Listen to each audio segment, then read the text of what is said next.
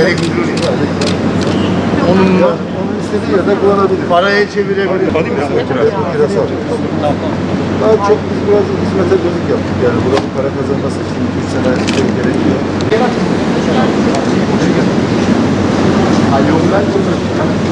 Hocam aşağı bir şey mi? Geri gel. Gaziantep yatırım ve desteklerle yükseliyor. Şehrimizin kalkınma ivmesini daha da hızlandıracak projelere destek olmaya devam edeceğiz.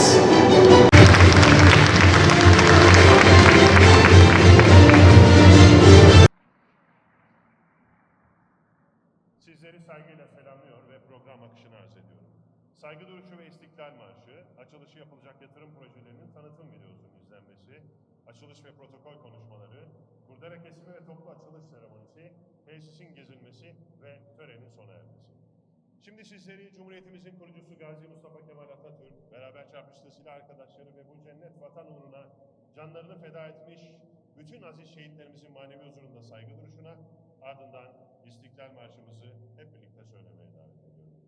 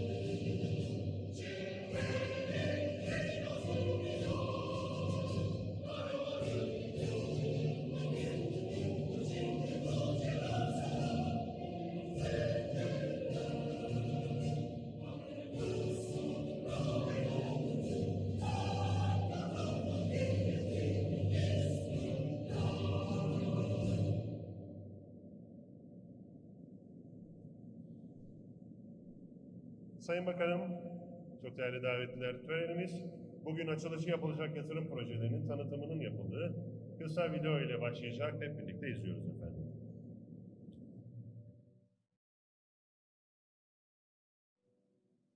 Asya'dan Avrupa'ya uzanan İpek yolunun kadim şehri Gaziantep.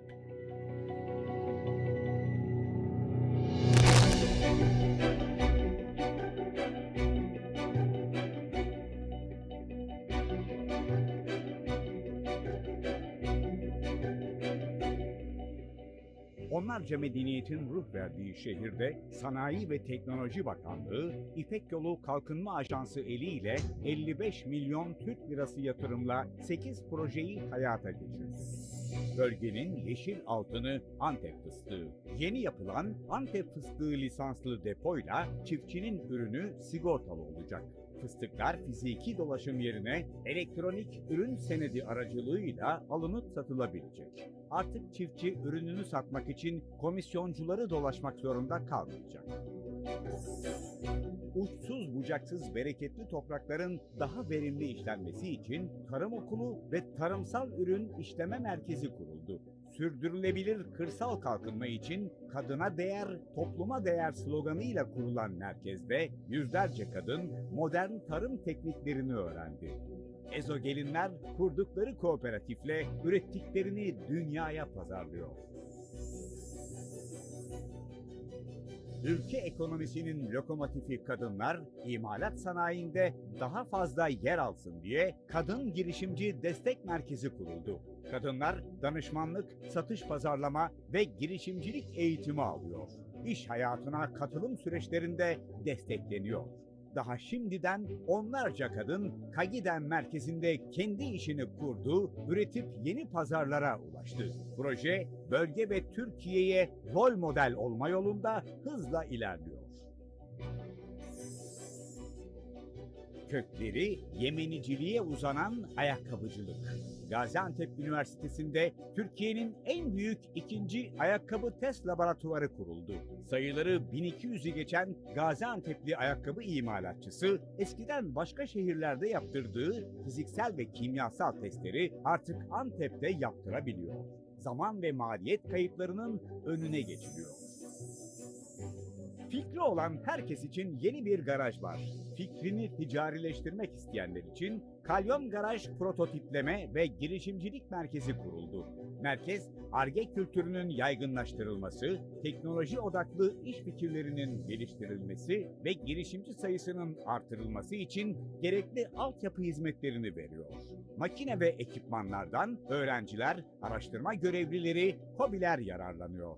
Merkezde şu ana kadar ülke ekonomisine katkı veren 18 Ar-Ge projesi ticarileşti. Ve Teknokent. 43 milyon metrekarelik Gaziantep Organize Sanayi Bölgesi'nin içinde yeni binasıyla sanayicinin hizmetinde. Teknokent, 1500 üreticinin yer aldığı OSB'nin adeta can damarı oldu. Tarım, sanayi ve inovasyonun yanı sıra bölgenin kültürel mirasına da sahip çıkılıyor. Bu şehrin tarihi dokusu içinde önemli bir yeri olan Mecidiye Hanı'nın restorasyonu yapıldı. Han, sahaflar çarşısı, kitap okuma alanları ve el sanatları sergileme alanlarıyla cazibe merkezlerinden biri oldu. Gaziantep, yatırım ve desteklerle yükseliyor. Şehrimizin kalkınma ivmesini daha da hızlandıracak projelere destek olmaya devam edeceğiz.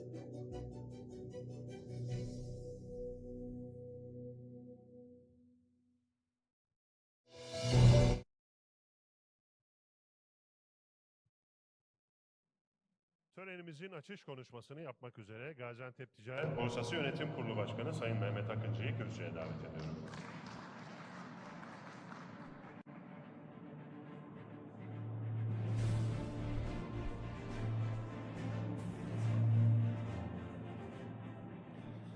Sayın Sanayi ve Teknoloji Bakanım, Sayın Valim, Sayın Büyükşehir Belediye Başkanım, Sayın Milletvekillerim, Sayın İl ve İlçe Belediye Başkanlarım, Sayın Oda ve Borsa Başkanlarım, kıymetli misafirler, değerli basın mensubu arkadaşlar.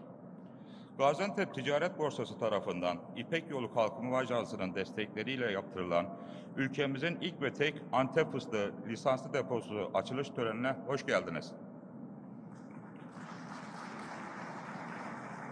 Sayın Bakanım, değerli misafirler, Antep fıstığı denilince bizim için akan sular durur.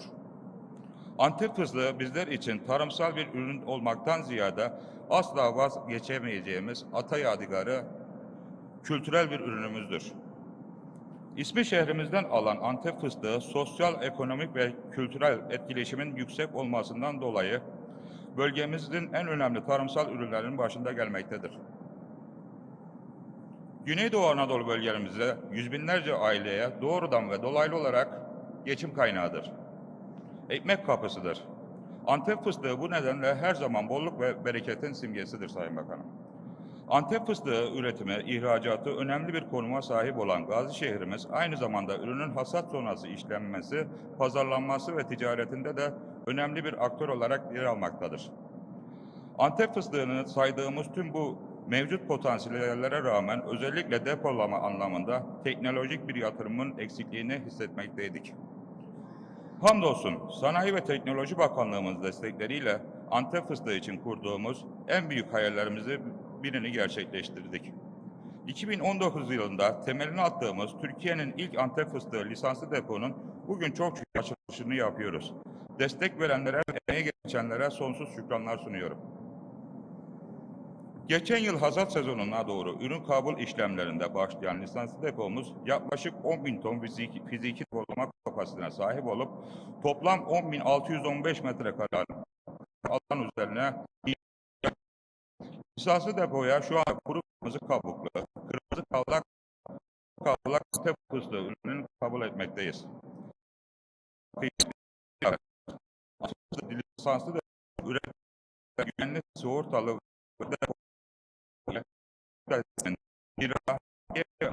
çeşitlerin yanı sıra finans kolay erişim imkanı da sunmaktadır. Ve en önemlisi her yıl piyasalarda spekülatif söylemlere bağlı olarak oluşan suni fiyat dalgalanmalarına da önüne geçilmesinde katkı sağlayacaktır. Fıstık sadece muhafaza etmek ve üreticiyi desteklemekle kalmayacak olan lisanslı depomuz aynı zamanda bu ürünün kayıt altına alınmasını da sağlayacaktır. Bu durum ticarete belirli standartlar üzerinde yapılarak güvenli bir piyasanın oluşmasına da önünü açacaktır.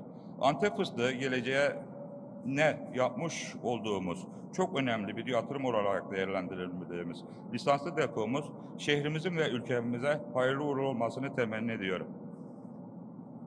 Böylesi özel bir tesisin şehrimize kazandırılması noktasında başta Sanayi ve Teknoloji Bakanlığımız olmak üzere emek ve gayret ve desteklerini her zaman yanında gördüğümüz Gaziantep Valimiz Sayın Davut Gül'e, Gaziantep Büyükşehir Belediye Başkanımız Sayın Fatma Şahin'e, Şehit Kamil Belediye Başkanımız Sayın Rıdvan Fadıloğlu'na, Borsamız Meclis Başkanı Ahmet Tiryakioğlu'na, meclis üyelerimize, İpek Yolu Kalkınma Ajansımız Genel Sekreteri Burhan Akyılmaz'a ve Borsamızın Genel Sekreteri Özgür Bayram'a çok teşekkür ediyorum.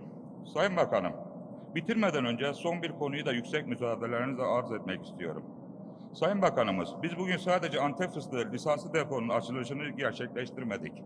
Aynı zamanda da bitişiğimizde yapılan pilot ölçekli pilot ölçekli fıstık işleme tesisinde yaptırmış bulunmaktayız.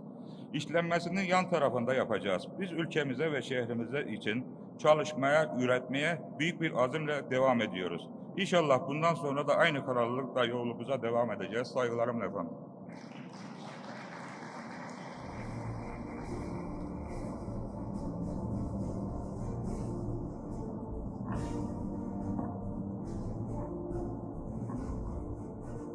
Teşekkür ediyoruz. Sayın Akıncı'ya efendim şimdi konuşmasını yapmak üzere kısa adı İKA olan İpek Yolu Kalkınma Ajansı Genel Sekreteri Dr. Burhan Akyılmaz'ı sahneye davet ediyoruz.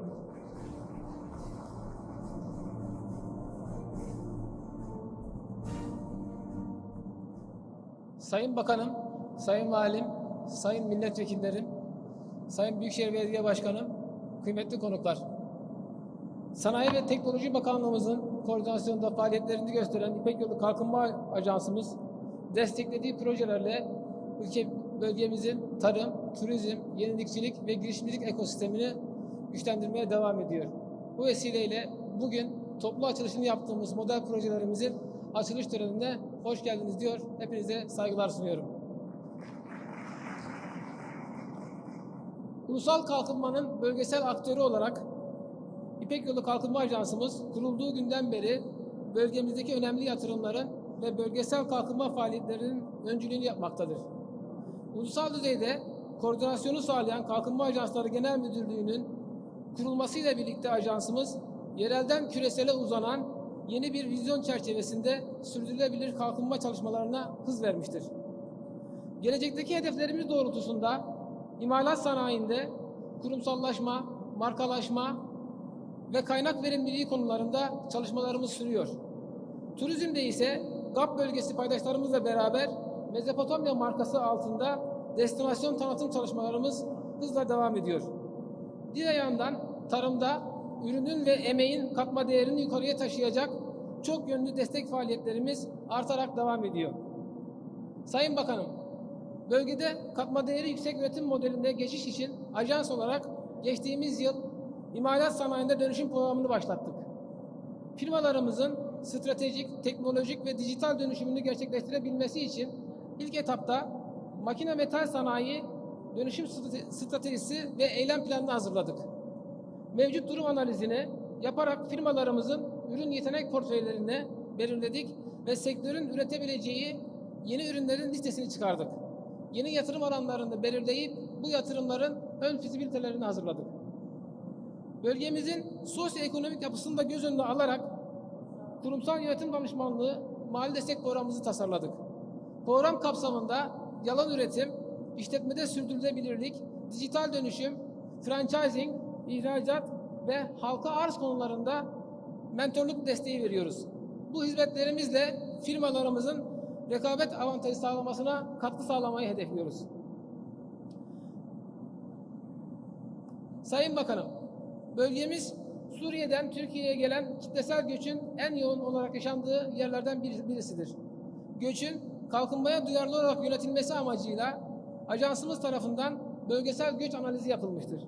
Ayrıca Suriye sınırındaki Fırat Kalkanı bölgesinde yer alan Azez, Çobanbey, Elbap ve Cerablus'un ekonomik görünüm raporlarını hazırlayarak bölgenin sanayi ve ticaret potansiyelini analiz edilmiş, bölgede iş olanaklarının artırılmasına yönelik yatırım stratejileri geliştirilmiştir.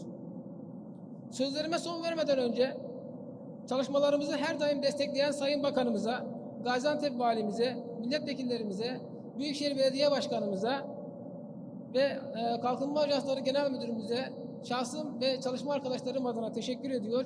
Bugün toplu açılışını yaptığımız 8 projenin bölgemiz kalkınma ekosistemine hayırlı olmasını diliyorum. Saygılarımla.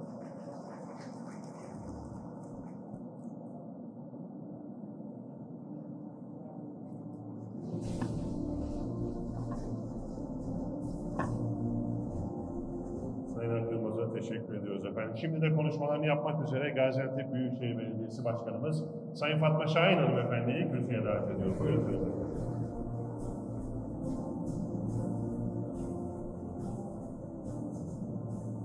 Saygıdeğer Bakanım, Sayın Valim, Sayın Milletvekillerim, kıymetli başkanlarım, değerli genel müdürlerim, değerli katılımcılar, hanımefendiler, beyefendiler. Sayın Bakanım, her şehrin bir kokusu vardır. Buraya girdiğiniz zaman bir aroma alırsınız. Buraya girdiğiniz zaman fıstığın kokusunu bütün ciğerinizde hissedersiniz. Fıstığın kokusu sağlıktır. Fıstığın kokusu lezzettir. Fıstığın kokusu ticarettir. İşte bugün bu açılışta yanımızda olduğunuz için size ve ekibinize hoş geldiniz, şehrimize şerefler verdiniz diyorum. Yola çıkarken 20 yıl önce Sayın Cumhurbaşkanımızın liderliğinde hiçbir şey eskisi gibi olmayacak dediğimiz zaman dersimize çalıştık.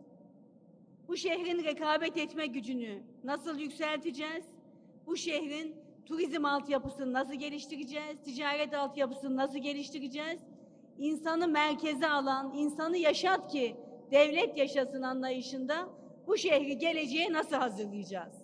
O gün başladığımız yolculuk bugün hamdolsun, Rabbime şükürler olsun, büyük bir hızla, büyük bir güçle devam ediyor. Sizin de takip ettiğiniz gibi yaklaşık 3 hafta önce bizi, Gaziantep'i OECD ülkeleri içerisinde önemli bir inisiyatife davet ettiler. Bu inisiyatifin içerisinde ekonomiyi ekolojiye nasıl dönüştüreceğiz, yeşil ekonomiyi nasıl tesis edeceğiz, nasıl kapsayıcı olacağız? Yetim, yoksul, yaşlı, mağdur, muhtaç, hiç kimseyi geride bırakmadan ensar ruhuyla, mültecilerle birlikte nasıl bu şehri güçlü kılacağız? Bunu raporladık. Bunu dünyaya anlattık ve bu 36 ülkenin 60 şehrin içerisinde baktığınız zaman şehirlerin başkentleri var. Şehirlerin 3 büyük şehri var ama Türkiye'ye ilk kez geldi. Bu da sizin verdiğiniz desteklerden dolayı, İpek yolunu kalkınma yoluna döndürdüğünüzden dolayı Gaziantep'e geldi Sayın Başkanım. Şehir şampiyon oldu, şehrin başkanı şampiyon oldu, şehrin bakanı şampiyon oldu. Allah sizden razı olsun Sayın Bakanım. Çok teşekkür ediyoruz. İşte bugün 8 proje, 55 milyonluk destek. O kadar önemli ki, her biri birbirinden önemli. Her birine baktığınız zaman 2014 yılında bu şehrin küresel ölçekte rekabet etme gücünü nasıl artıracağız diye çalıştığımızda sanayi yüksek teknolojiye geçeceğiz dedik. Bu önemli bir başlangıçtı. Hedefimizi belirlemiştik. Onun için 2 önemli şey yapmamız gerekiyordu. Çok hızlı bir model fabrika kurmamız gerekiyordu. Bugün sanayi odamızla birlikte göreceksiniz Sayın Bakanım, akıllı şehir demek, akıllı sanayi demek. Akıllı sanayi için yalınlaşmak gerekiyor. Verimliliği artırmak gerekiyor. Dijitalleşmek için yalın olmanız gerekiyor. Akıllı model fabrika nasıl kurulur? Bir sanayici, bir mühendis geldiği zaman orada verimlilik nasıl artar? Bugün Gaziantep'te bunun örneğini görmüş olacaksınız. Hasan Kalyoncu'da açtığımız kısım, gençlerimiz diyor ki Kuluçka Merkezi, melek yatırımcı, çok güzel teknoloji ürettim ama ben bunu nasıl ticaretleştireceğim? Ar-Ge'yi nasıl Ür-Ge'ye dönüştüreceğim? Nasıl bir merkez kuracağım? Bunlar için elimizde büyük bir fırsat oldu. 4 üniversitesi olan bu şehir, genciyle, yaşlısıyla, kadınıyla, erkeğiyle bir üretim merkezi olma yolunda hız ilerliyor. Gaziantep Büyükşehir olarak bugün gideceğimiz 2 önemli açılışta da bir tanesi Kuluçka Merkezi. Yine sanayi odamızla birlikte yaptık. İçerisine giriyorsunuz. Hem kariyer hem çocuk yapılabilmesi için kreş desteği var. Kadınlarımız geliyor içerisinde kendine dair ürettiği ürünleri e-ticaretle pazarlama imkanı buluyor. Ürettiğimiz ürünü dünyaya satma fırsatı veriyor. Maliyetleri aşağı çekiyoruz. Bütün dünyaya pazarlama gücü oluşturuyoruz. Tarım okulu, akıllı tarım, akıllı gıda. Göreceksiniz Sayın Bakanım, en çok destek alınan yer Oğuzeli. Oğuzeli'nde kadınların oluşturduğu bu ekosistemde sosyal yardım alma talebi kalmadı. Kadınıyla erkeğiyle nar suyundan tutun, nar ağacından, kurutmalığından, erkekler gündüz iş yerinde çalışıyor, gece geliyor patlıcan oyuyor. Birlikte patlıcan oyuyorlar. Kurutmalık yapıyorlar, bütün dünyaya sağlık ve afiyet dağıtıyorlar. Bunları sizin sayenizde ete kemiğe büründürdük, birlikte başardık. Şehrimize geldiğiniz için, ne söylesek bir an önce yerine getirme iradesini koyduğunuz için şahsınıza size çok teşekkür ediyor. Sayın Cumhurbaşkanımızın liderliğinde yükselen Gaziantep için hiç durmadan çalışmaya söz veriyor. Yüce heyetinizi saygıyla, muhabbetle selamlıyorum.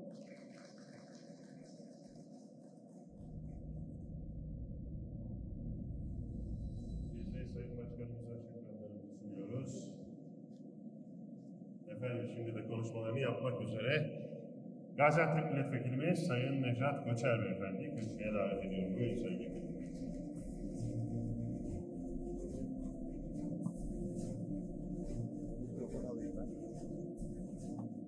Sayın Bakanım, Sayın Valim, Sayın Büyükşehir Belediye Başkanım, çok değerli milletvekili arkadaşlarım, sanayi odamızın, ticaret odamızın, ticaret borsamızın değerli başkanları, ilçe belediye başkanlarımız, ben de hepinizi sevgiyle, saygıyla, muhabbetle selamlıyorum. Sayın Bakanım hoş geldiniz, şeref verdiniz. Tüm milletvekili arkadaşlarım adına sizi şehrimizde görmekten büyük bir bahtiyarlık duyduğumuzu belirtmek istiyorum. Ve size özel bir teşekkür etmek istiyorum. Biz ne zaman size geldiysek, ne zaman size sorun getirdiysek, biz hiç eli boş çıkmadık. Mutlaka bize desteklediniz, bize yardım ettiniz, Antep'e arka çıktınız. Gaziantep sizin proje vizyonunuza çok uygun bir şehir. Gaziantep proje üreten bir şehir. Türkiye'nin en fazla marka tescil ettiren, en fazla endüstriyel marka oluşturmaya çalışan, en fazla coğrafi işaret tescili alan ve kurumsal kapasitesini birlik ve beraberlik içerisinde yükseltmeye çalışan bir şehir. Aslında bir model şehir. Bu modelin içerisinde birlik var, beraberlik var, proje üretme var, birlikte çalışma var ve birlikte şehri bir yere götürme var. İşte bu bizim vizyonumuza sizin kattığınız katma değer çok yüksek. Buna özellikle teşekkür etmek istiyorum. Şehrin her tarafından, şehrin her kurumundan bir proje yükseliyor. Yıllardır hayal ettiğimiz bir ortamdayız ve bu projelere destekler bulabiliyoruz. Sanayi Bakanlığımızın şahsında gerek Kalkınma Ajansımız, gerek KOSGEB, gerekse diğer bağlı kuruluşların Gaziantep'le olan ilgi ve alakalarını sürekli artırıyoruz. Ama benim sizden bir ricam var. Başta KOSGEB destekleri olmak üzere, Kalkınma Ajanslarının proje destekleri olmak üzere bize ve bölgemize özel bir destek verilmesini istiyoruz. Çünkü bir süre önce beraber açtığımız 300 fabrika örneği gibi ki şu anda da açılışa hazır fabrikalarımız var Sayın Bakanım. İnşallah uygun bir zamanda onları da yaparız. Olduğu gibi şehirde çok önemli bir aktivitasyon var. Bu aktivitasyona sanayicimize, küçük sanayicimize ve esnafımıza destek vermek üzere sizin kurumlarınızın desteklerine bizim daha fazla ihtiyacımız var. Özellikle bunu buradan vurgulamak istiyorum. Gaziantep Ticaret Borsamızın çok önemli projeleri hayata geçiyor. Gaziantep'teki oda ve borsalarımızın hepsinin çok değerli projeleri var. Ben bu anlamda sanayi odamızı, ticaret borsamızı kutlamak istiyorum. Gerçekten Türkiye'de ilk 3'e girecek çok önemli projeler, hatta ilk 1'e girecek projeler yaptılar bugüne kadar. Bugün yapılan bu projede Türkiye'de bir ilk, o anlamda çok önemli. Adını Gaziantep'ten alan Antep fıstığı, evet Sayın Bakanım, çok değerli bir fıstık. Bugün bu lisanslı depoculukla da taşlanmış oluyor. Covid sonrası işletmelerimizin hayata geçmesi için bir sertifika programı hazırladı Büyükşehir Belediye'miz. Adı ne biliyor musunuz? Fıstık gibi sertifikası. Yani onu alan iş yeri Covid ile ilgili her şeyini tamamlamış ve misafirini bekliyor anlamına gelen fıstık gibi kampanyası. Yani fıstık bu şehrin her şeyi. Aslında bizim kalkınmamızın, bizim başarımızın, bizim birlik ve beraberliğimizin de bir simgesi diyebilirim. Ben bütün milletvekillerimiz adına, şehrim adına size çok teşekkür ediyorum. Sizin bu vizyonunuzla Gaziantep'in vizyonu çok örtüşüyor. İnşallah biz bu dönem çok hayırlı, çok güzel işler yapacağız. Bu duygu ve düşüncelerle tekrar hoş geldiniz diyor. Saygılarımla selamlıyorum.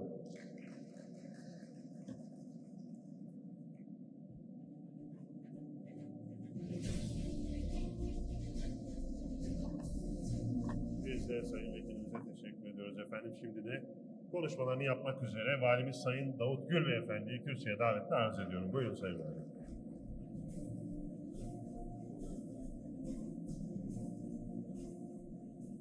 Sayın Bakanım, Sayın Milletvekillerim, Büyükşehir Belediye Başkanım, çok kıymetli mesai arkadaşlarım, başkanlarım, kıymetli hanımefendiler, beyefendiler. Bugün önemli bir güne tanıklık ediyoruz.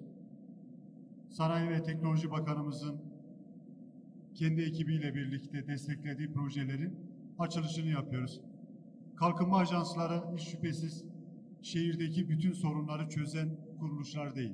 Ama farkındalık oluşturan, önemli projeleri ilk yapan ve önemli destek veren kuruluşlardan bir tanesi. Burada da baktığımızda biraz önce milletvekilimizin söylediği gibi Gaziantep modeliyle birçok kuruluşun açılışını yaptığını görüyoruz. Büyükşehir Belediye'mizin var, 2 üniversitemizin var, ticaret odamızın var, sanayi odamızın var, yine organize sanayi bölgemizin var, Şahin Bey Belediye'mizin var ve hepsi de ilkleri oluşturacak projeler. Bu projelerle birlikte inanıyorum ki Gaziantep'in müteşebbis ruhu bunları geliştirecektir. Bunları yüksek teknolojiye geçme anlamında özellikle çoğaltacaktır. Bizlere abilik yapan, sanayiciye abilik yapan, ticaret erbabına abilik yapan, Sayın Bakanımız başta olmak üzere bütün ekibine teşekkür ediyorum. Bütün projelerimize himaye eden Adalet Bakanımıza, milletvekillerimize, Büyükşehir Belediye Başkanımıza ve buna katkı sunan her bir mesai arkadaşıma teşekkür ediyor.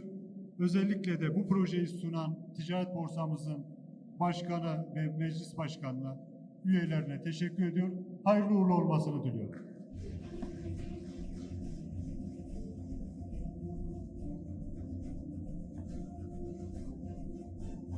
Sayın Valimize şükranlarımızı sunuyoruz. Efendim şimdi de hitaplarını gerçekleştirmek üzere törenimizin onur konuğu Türkiye Cumhuriyeti Sanayi ve Teknoloji Bakanı Sayın Mustafa Varank'ı kürsüye teşriflerini arz ediyorum. Buyurun efendim.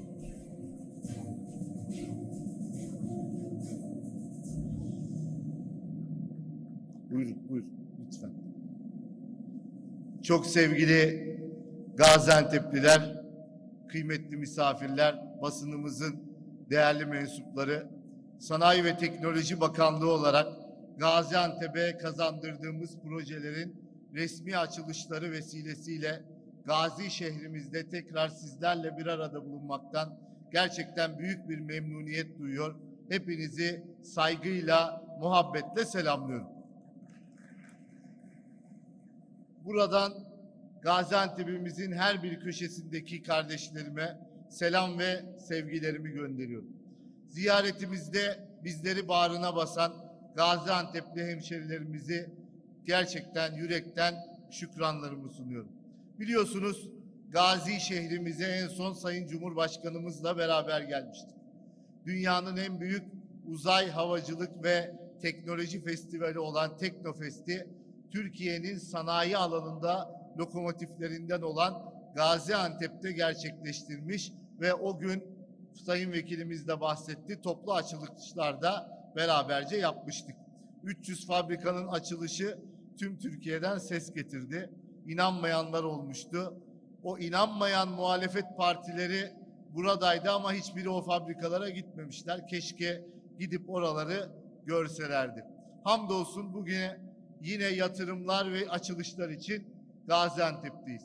Üreticisinden çiftçisine, turizmcisinden cesur girişimcisi kadınlarına kadar birçok paydaşımızı ilgilendiren 55 milyon lira yatırım bedeli olan 8 değerli projenin resmi açılışını gerçekleştiriyoruz. Birazdan ayrıntılarına değineceğim bu projelerin Gaziantep'imize, bölgemize, ülkemize hayırlı uğurlu olmasını temenni ediyorum. Değerli misafirler, sağlıkta ve ekonomide yüzyılın en zorlu sınavlarından biri olan koronavirüsle karşı karşıya olduğumuz şu dönemde yatırımlarımızdan asla taviz vermiyoruz. Bir taraftan milletimizin sağlığını güvence altına alırken diğer taraftan refahını da koruyabilmek için yatırım, istihdam, üretim ve ihracat istikametinden bir milim sapmadan yolumuza kararlılıkla devam ediyoruz.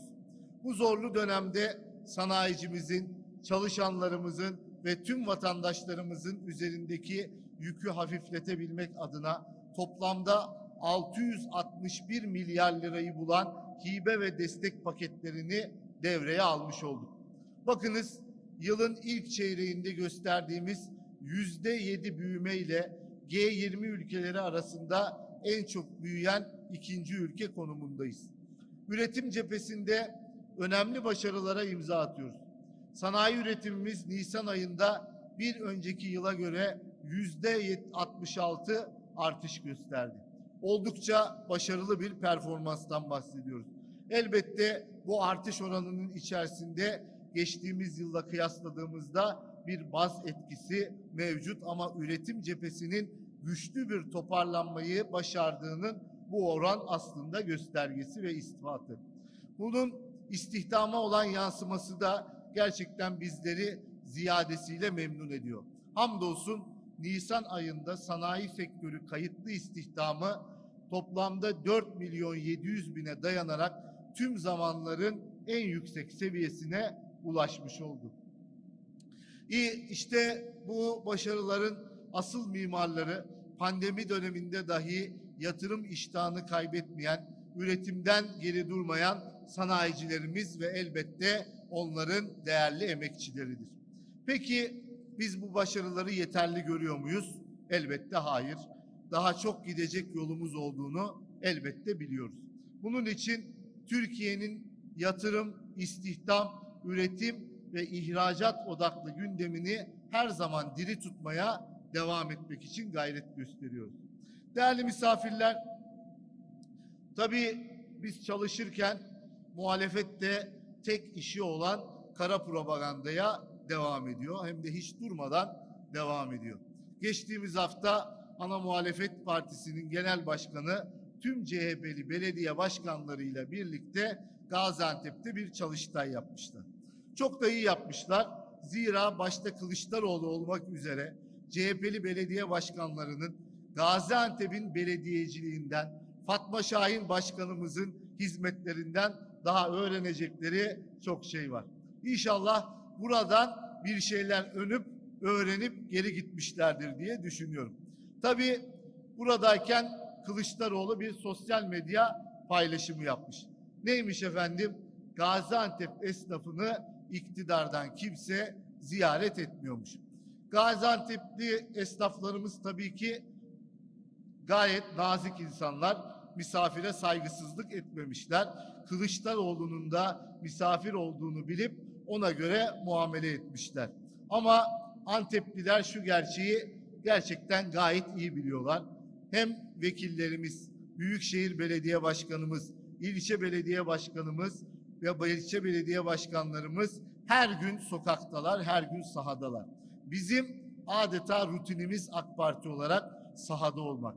Çünkü AK Parti siyasetini sahada yapar. Kapalı salonlarda, salon toplantılarında yapmaz. Ve bu beyefendiler gibi de adeta kurgu ziyaretlerle, aforizmalarla, sosyal medya pozlarıyla siyaset yapmazlar. Mesela biz dün Hatay'daydık. Sayın Cumhurbaşkanımızla hem muhteşem bir stadın hem de Antakya Mobilyacılar İhtisas Sanayi Sitesi gibi muazzam bir eserin açılışını yaptık. Yarın Urfa'da olacağız. Yine Ayakkabıcılar Sitesi başta olmak üzere birçok eserin açılışını gerçekleştireceğiz. Yine orada bu bölgeyi Mezopotamya markasıyla adeta turizmin yeni bir destinasyonu haline getirmek için bir projenin de lansmanını yapacağız. Orada belediye başkanımızla, valimizle birlikte projeyi ilan edeceğiz. Ama bu arkadaşlarımızın maalesef icraatla ilişkileri olmadığı için bu işlere pek girmiyorlar. Hatta geldikleri şehirlerden de bir haberler. Genel başkan gelmiş ve demiş ki burada Molla Mehmet Karayılan'ın niçin bir anıtı yok? Eğer belediye ya da valilik bu anıtı yapmazsa biz parasını verip yaptıralım. Bu arkadaşları kim gezdirdi bilmiyorum ama Gaziantep'te Kurtuluş Savaşı'nın önemli isimlerinden Molla Mehmet Karayılan'ın bir anıtı var. Hem de yoldan geçerken çok rahat bir şekilde görebiliyorsunuz. Demek ki bu arkadaşlar gözleri kapalı bir şekilde bu gezilerini yapıyorlar. Evet, bugün işte Antep'teyiz. 8 farklı projenin resmi açılışını yapıyoruz. İşte bu tesislerden ilki bugün burada bize ev sahipliği yapan Antep fıstığı lisanslı deposu. Arkadaşlarımızla biz törenimizi nerede gerçekleştirelim dedik. Ben de dedim ki lisanslı deponun içerisinde gerçekleştirelim. Çünkü Antep fıstığı Gaziantep için çok önemli. O deponun içinde fıstık gibi bir açılış yapalım dedik. İşte bugün buradayız. Açılışımızı lisanslı deponun içerisinden yapıyoruz.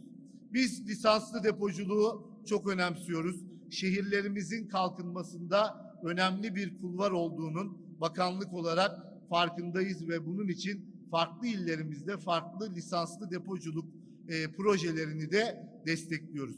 Gaziantep Ticaret Borsası ile birlikte burada inşa ettiğimiz Antep fıstığı lisanslı deposu sayesinde bölgede 200 bin kişiye ekmek kapısı olan Antep fıstığını çiftçinin hakkını koruyacak şekilde inşallah burada bu önemli tesiste depolayacağız. 10 bin ton kapasiteli Türkiye'nin en modern ve en büyük lisanslı depoculuk işletmesi sayesinde serbest piyasada oluşan fiyat dalgalanmalarının da önüne geçilmiş olacak. Çiftçimiz erkenden ucuz fiyata malını vermemiş olacak. Buralarda bekleterek malının değerlenmesini görmüş olacak. Çiftçiler ellerindeki elektronik ürün senedini de teminat olarak gösterip her türlü ticareti yapabilecekler. Ben 14 milyon liralık bu güzel yatırımın bölge çiftçilerimize hayırlı uğurlu olmasını temenni ediyorum. Değerli misafirler, bugünkü ikinci açılışımız yaklaşık 5,5 milyon liralık yatırıma sahip tarım okulu ve meyve sebze işleme tesisi. Tabii bu tesisi aslında ben daha önce sosyal medyadan paylaşmıştım. Eğer bunun videosu varsa onu gösterebilirsek hem de tekrar hatırlatmış oluruz. Çünkü o videoda çok ses getirdi. Birçok gazete bununla ilgili haberler yaptı. Gerçekten başarılı bir proje. Buyurun beraber izleyelim. Traktör kullanmayı, toprağı havalandırmayı, budamayı, yan kolu alıyoruz. Daha sonra ipe sarılacak kısmına yavaşça ipi bitkiye dolayacağız. hasadı, Yanlış bilinen uygulama olarak gösteriyorum. Kopardığınız zaman bakın dalıyla birlikte geliyor. Çünkü dallar çok ince ve hassas. Evet, doğru uygulama. Tam boğum yerinden kopardık. seracılığı öğrendiler. Almak istediğimiz verim boyuna ulaşınca domateslerin ucunu körleyeceğiz. Üstüne üstlük bugüne kadar adını dahi duymadıkları kooperatifin kendisi oldular. Ben aslında bugüne kadar kooperatif nedir diye hiç bilmiyordum. Bu kooperatifi duyup gelip kurslarına katıldıktan sonra kooperatifin de başkanı oldum. Sanayi ve Teknoloji Bakanlığı'na bağlı İpek Yolu Kalkınma Ajansı'yla Gaziantep Büyükşehir Belediyesi el ele verdi. Gastronominin başkentinde tarım okulu açtı. Oğuzeli ilçesindeki 50.000 metrekarelik alan bölgesel kalkınma için bir eğitim yuvasına dönüştü. Tarımsal ve kırsal kalkınmayı sağlamak amacıyla bir proje başlattık. Projemizin adı Sürdürülebilir Kırsal Kalkınma için Kadına Değer, Topluma Değer, Tarıma Değer projesidir. Bu projeyi Sanayi ve Teknoloji Bakanlığı tarafından yürütülen Sosyal Gelişmeyi Destekleme Programı kapsamında 5,5 milyonluk bütçeyle finanse ettik. Tarım okulunun birinci hedefi kadınlardı. Bölgenin her yerinde duyurular yapıldı. 200'ü kadın, 220 kişi geldi eğitimlere. Çoğu devam edemedi. Ama 7 kadın, Senem, Ezgi, Pakize, Zehra, Fatma, Havva ve Saadet pes etmedi. Kendi ayakları üzerinde durabilmek için inatla toprakta geleceklerini aradılar. Doğru tarım tekniklerini, verimli üretimi ve belki de en önemlisi kooperatifçiliği öğrendiler. Tarım okulu öncülüğünde Ezogel'in kadın kooperatifini kurdular. Kooperatifleşme, yani kadınların birlik olması önemli. Yani bir bayanın değil yani. Yani 6-7 bayan birleşsin, daha çok kooperatif kurulsun, daha çok ilerlesin. Bir sürü genç kız var okumayan. Böyle eşinden boşanan bayanlar var. Yani yok gitme ayıp, yok yapma etme demedense bayanların yönü açılsın. Ben çok isterim. Bayanların yönü açılmasını, bayanların bir işte gelmesini, işte bu bayanlar bunu yapmış demelerini ben çok isterim. Yani bütün zaten bizim buradaki bayanlarımızın hepsi de öyleler. Bir yere gelelim, bir şeyler yapalım, bir şeyler yani üretelim. Çünkü yani hiç olmazsa bayanın bir gücü olduğunu artık yani millet kafasına kazısın yani. Bu da aman bunu da bu bayanlar mı yaptı desinler. Buraya katıldıktan sonra şunu anladım. Yani bir kadının en azından kendi ayaklarının üzerinde durması lazımmış. Onu anladım yani. Kendi paramı kazanmak çok iyi hissettiriyor bana kendimi. Hani nasıl desem kimseye muhtaç olmuyorsun. Kimseden hani boyun eğmiyorsun. Ben yapıyorsam siz neden yapmıyorsunuz? Siz de yapabilirsiniz diyorum onlara. Hadi gelin bugün de beraber gidelim. Siz de bir görün orayı diyorum. Zaten biz 7 kişiyiz.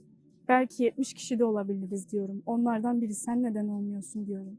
Şimdiki hedefleri ise 7 kişiyle başlayan bu yolculuğa bölgedeki tüm kadınları dahil etmek ve tarım ürünlerini ulusal ve uluslararası pazarlara ulaştırmak.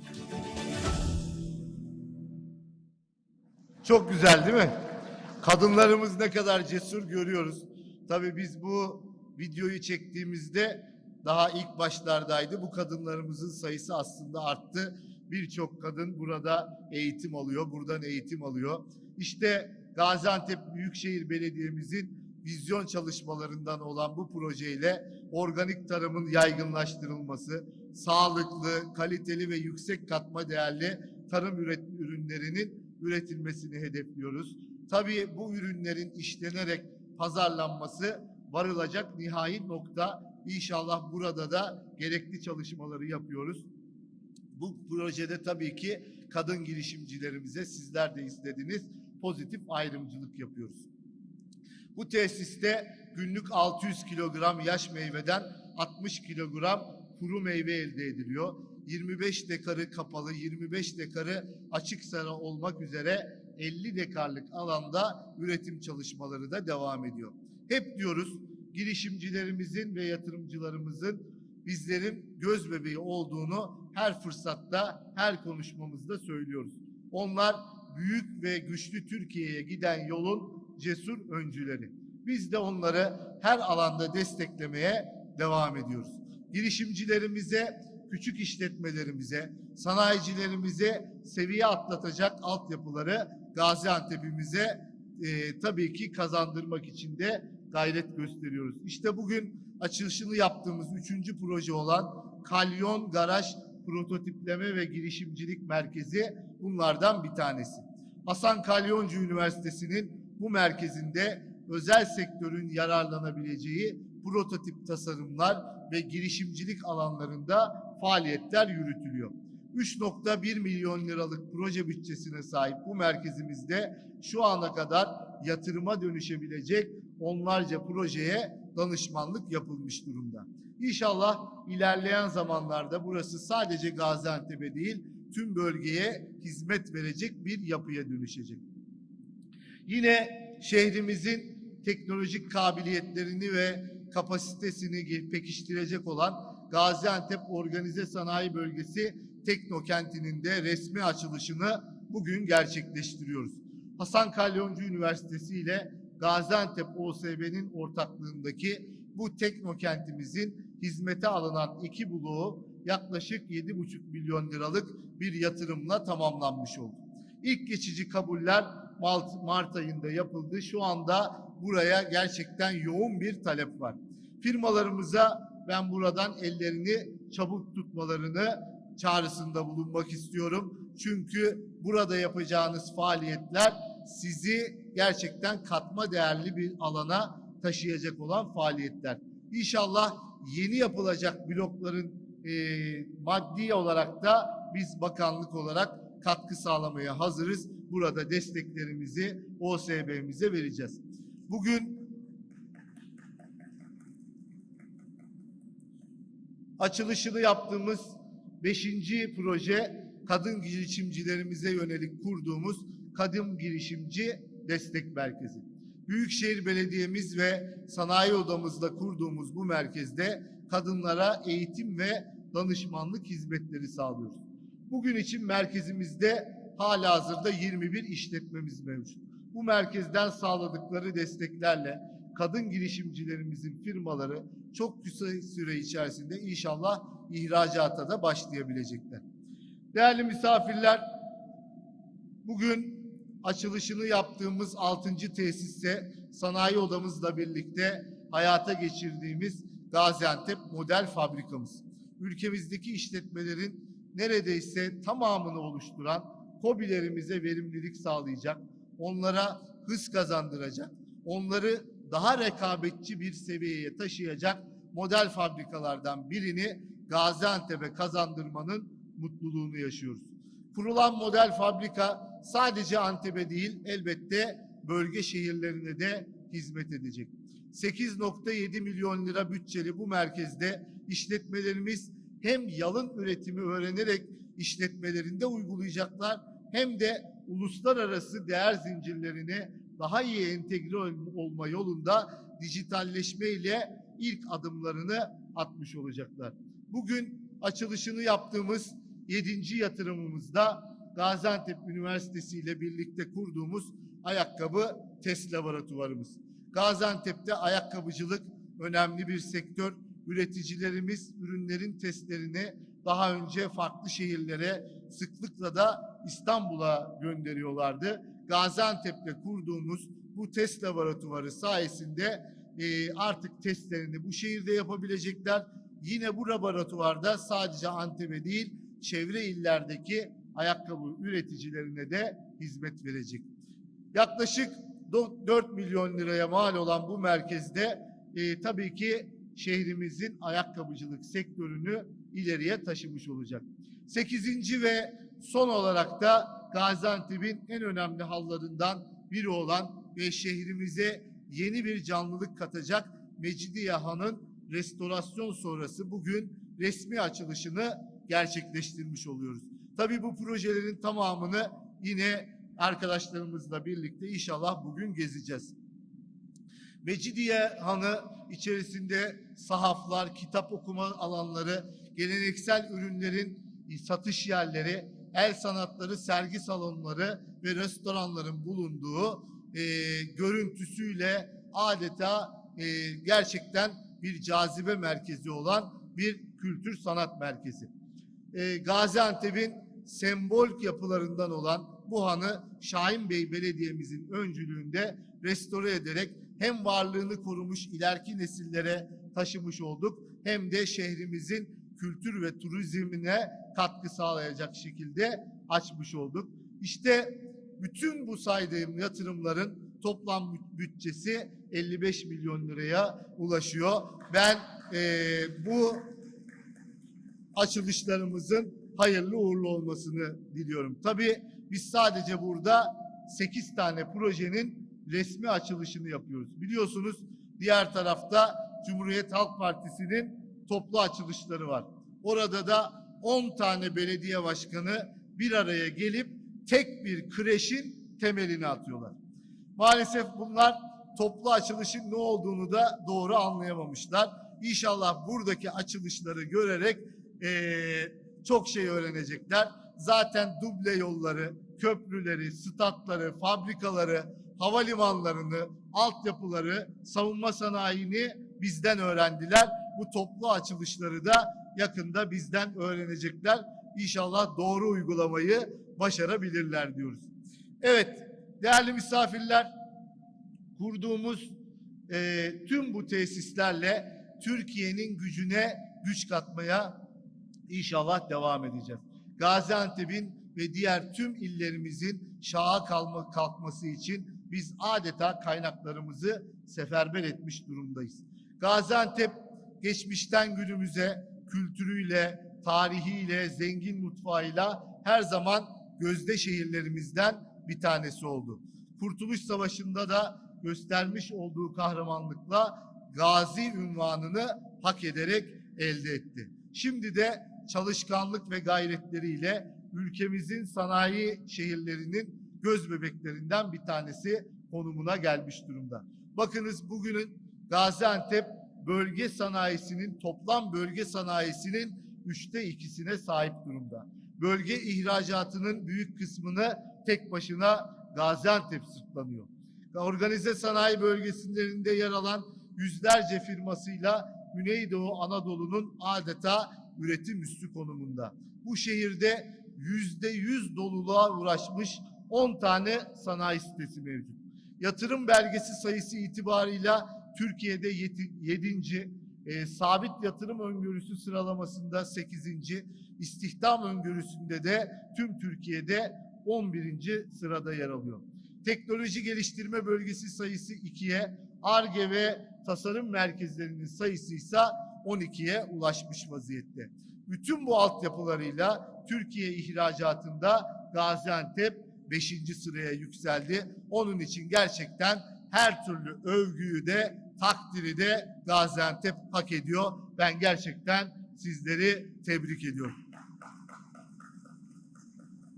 Tabii şunun da farkındayız. Şehrimizin aslında potansiyelini çok daha büyük başarıları da hak ediyor. Bu güzel ve güzide şehirde kırılacak daha pek çok rekor, kırılacak daha pek çok hedef var. İşte bu yüzden kamu ve özel sektör tarafından yapılan yatırımların yanına yenilerini eklemeye devam edeceğiz. Ben bu vesileyle bugün açılışını yaptığımız tüm eserlerin Gaziantep'imizin gücüne güç katmasını temenni ediyorum. Tabii şehrimizin bizlerden talepleri var. Özellikle OSB'lerin genişleme alanlarıyla ilgili, yeni yapılacak sanayi siteleriyle ilgili ve katma değere dönük yapılacak yatırımlarla ilgili biz Sanayi ve Teknoloji Bakanlığı olarak inşallah elimizden gelen bütün desteği şehrimize vereceğiz. Buradaki yatırımları hızlandıracağız. Ben bu projelerin hayata geçirilmesinde emeği geçen başta İpek Yolu Kalkınma Ajansımız olmak üzere bütün yararlanıcı kuruluşlarımıza şükranlarımı sunuyorum. Tekrar sizleri saygıyla selamlıyorum. Sağ olun, var olun. Allah'a emanet olun. Sayın Bakanımıza şükranlarımızı sunuyoruz efendim. Ancak kendilerini bir süre daha sahnede misafir etmek istiyoruz. Sayın Bakanımıza bugünün anısına bir armağan takdim edilecek efendim. Armağanı takdim etmek üzere Gaziantep Ticaret Borsası Meclis Başkanı Sayın Ahmet Tiryakioğlu ve Yönetim Kurulu Başkanı Sayın Mehmet Akıncı'yı sahneye davet ediyorum. Sahnedeki kısa hazırlığın ardından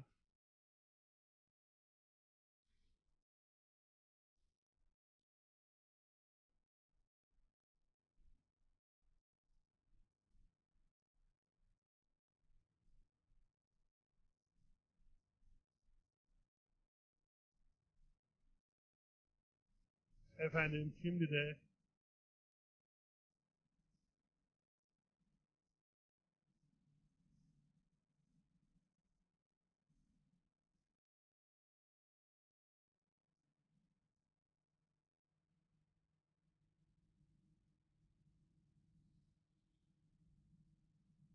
bereketli olsun efendim. Antep fıstığı bu sezonda inşallah.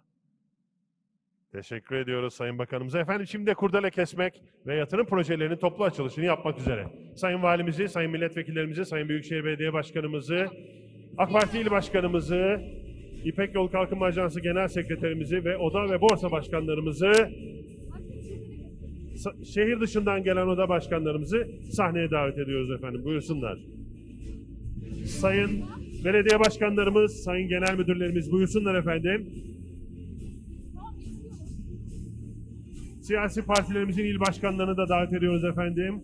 Buyursunlar sayın başkanlarım.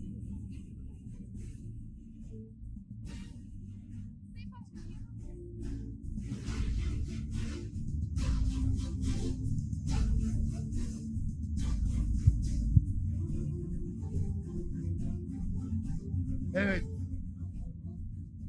Bugün Gaziantep'imizde programlarımıza bereketli bir şekilde başladık. Başta içerisinde bulunduğumuz bu lisanslı depo tesisi olmak üzere şehrimize kazandırdığımız 55 milyon lira tutarındaki 8 projemizin şehrimize, bölgemize, ülkemize hayırlı uğurlu olmasını diliyorum. Ya Allah, Bismillah.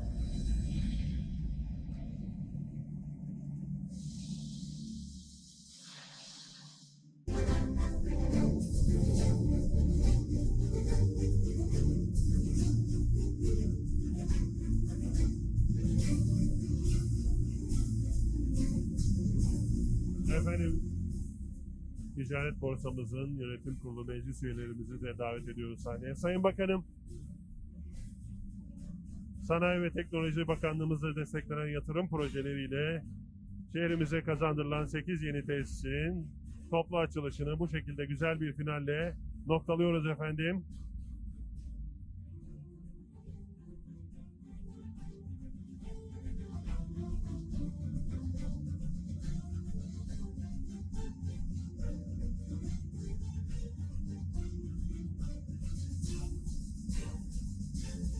Hayırlı uğurlu olsun temennileriyle tesisimizi gezeceğiz. Tesisimizin gezilmesinin ardından da törenimiz sona erecektir efendim. Arz ediyoruz.